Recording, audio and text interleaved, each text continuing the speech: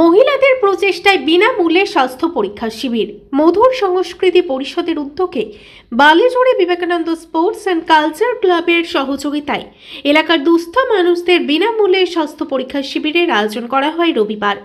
এই শিবিরে Indian medical অ্যাসোসিয়েশনের বিভিন্ন বিভাগের ডাক্তারবাবুরা সহযোগিতার হাত বাড়িয়ে দেন। আজ এই শিবিরে blood sugar, ECG, echo, blood pressure প্রভৃতি রোগের দুস্থ রোগীদের টেস্ট এবং বিনামূল্যে মেডিসিন দেওয়া হচ্ছে। এই শিবিরে আজ আনুমানিক 100 জনেরও বেশি রোগী ডাক্তারবাবুদের কাছ থেকে চিকিৎসার সুযোগ সুবিধা পান।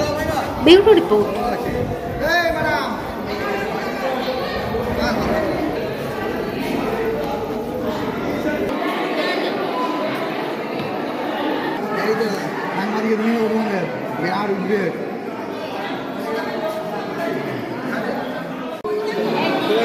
ছবিটা নিয়ে নেবে না ছবিটা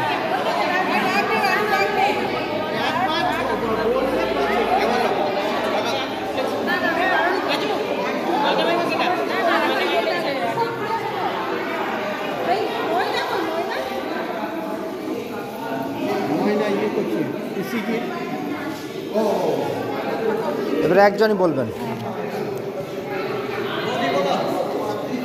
দাঁড়ান,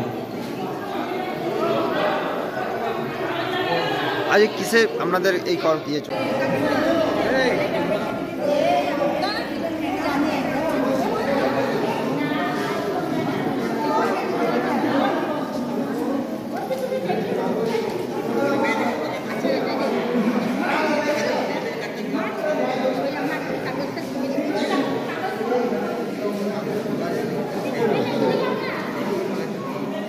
এটা আমরা মেয়েরা একটা গ্রুপ করেছি বালিজুড়ি গ্রামে। আমার ইচ্ছা যে মেয়েরা একটু উঠে দাঁড়াক, মেয়েরা সংসার ছেড়েও এইসব কাজে নিযুক্ত হোক। এই কারণে আমরা কিন্তু আমি এই গ্রুপটা করেছি। এই গ্রুপে কিন্তু আমি প্রচণ্ড সাড়া পেয়েছি। এতে আমাদের নর্থ জোকার সমস্ত স্বনামধন্য ডাক্তারেরা এসে পড়ে এখানে আমাদেরকে সহযোগিতার হাত বাড়িয়ে দিয়েছে। আর 3 জন ডাক্তার এসেছেন, কার্ডিও, গাইনো আর জেনারেল। তারা আমাদেরকে এসে যথেষ্ট সহযোগিতা করছে। এমনকি এই গ্রামে যে দুস্থ রোগীরা তাদেরকে মেডিসিনও দিচ্ছেন। হ্যাঁ, আবার যদি সেরম কিছু হয় তাদের ওনারা সাহায্যও নেবেন। সেরম যদি কোনো মানুষ দুস্থ হয় না হয় এবারে তাদের দিকেও সাহায্যের হাত বাড়িয়ে দেবেন। এই যে এখানে ধরুন কোনো ক্রিটিক্যাল পেশেন্টের চিকিৎসা হচ্ছে, সেই পেশেন্ট কি পরবর্তী ক্ষেত্রে কি কোনো সুযোগ সুবিধা পাবে? হ্যাঁ, যথেষ্ট সুযোগ সুবিধা পাবেন। হ্যাঁ, যার কোনো কিছু কোথাও কিছু জানে না, কিছু পয়সার অভাবে তাদেরকে কিন্তু সাহায্য করবেন এনারা বলেছে।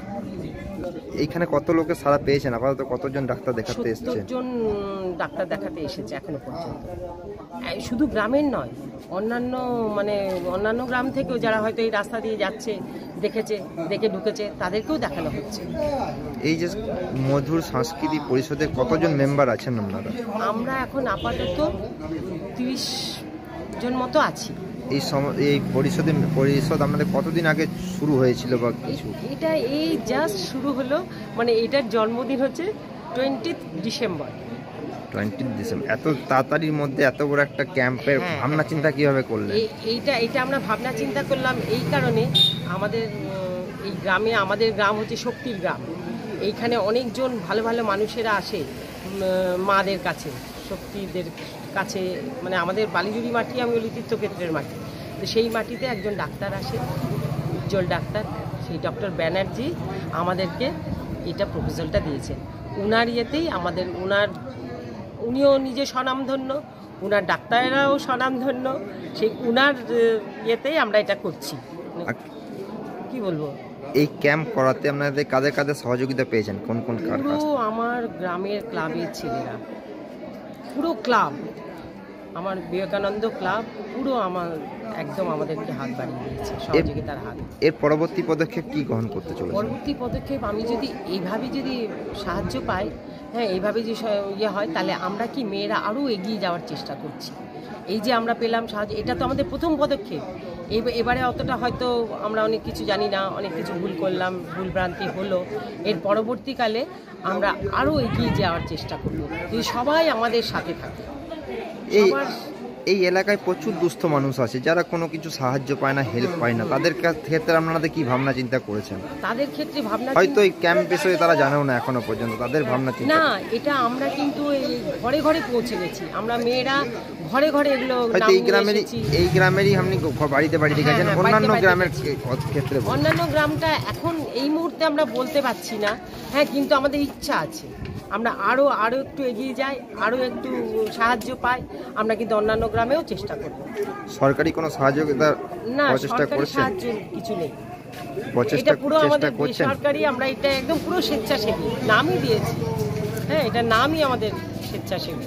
আপনার নাম? আপনার নাম? আমার নাম শিপ্রা চ্যাটার্জি। চিকিৎসা দিচ্ছেন, তা তো কেমন সাড়া পাচ্ছেন সাধারণ মানুষ? খুবই ভালো। এই পরিষেবা যে আপনাদের কম সময়ের মধ্যে পরিকল্পনা, এতে তো অনেক গ্রামের লোক জানতেও পারেনি, অনেক দুস্থ মানুষ আছে এই বিষয়ে কোনো জানা নেই, তাদের জন্য কি ভাবনা চিন্তা করছেন? এর পরের বার থেকে দেখুন, এটা তো আমার মানে প্রথম আমি এইভাবে অর্গানাইজ করছি গ্রামের যে ক্লাব আছে তাদের সহযোগিতা। তো আমি এবার বুঝে গেলাম যে গ্রামের লোকের চাহিদাটা কেমন, তো আমি সব ওষুধপত্র আনতে পারিনি, কিছু এনেছি। এর পরের বার আমি চাহিদা বুঝে পুরোটাই নিয়ে আসবো। এইখানে যেন কোনো ক্রিটিক্যাল পেশেন্ট এলে তার ব্যবস্থা কি গ্রহণ করছেন? ক্রিটিক্যাল পেশেন্টদের ব্যাপারে আমার সাথে আলোচনা হয়েছে সংগঠকদের, যে খুব ক্রিটিক্যাল হলে এবং খুব দরিদ্র হলে তাদের যাতে কলকাতায় ফলো আপ করানো যায়, বিশেষ করে যদি কোনো ক্যান্সার পেশেন্ট পাই বা সেরকম আরও কোনো কিডনি অসুখ লাস্ট স্টেজ সেরকম যদি পাই, তাহলে কলকাতায় আমরা তার সাথে সবভাবে সহযোগিতা করবো বিনামূল্যে অবশ্যই। তো সেরকম একটা কথাবার্তা চলছে। আপনার নাম? ডক্টর উজ্জ্বল বন্দ্যোপাধ্যায়।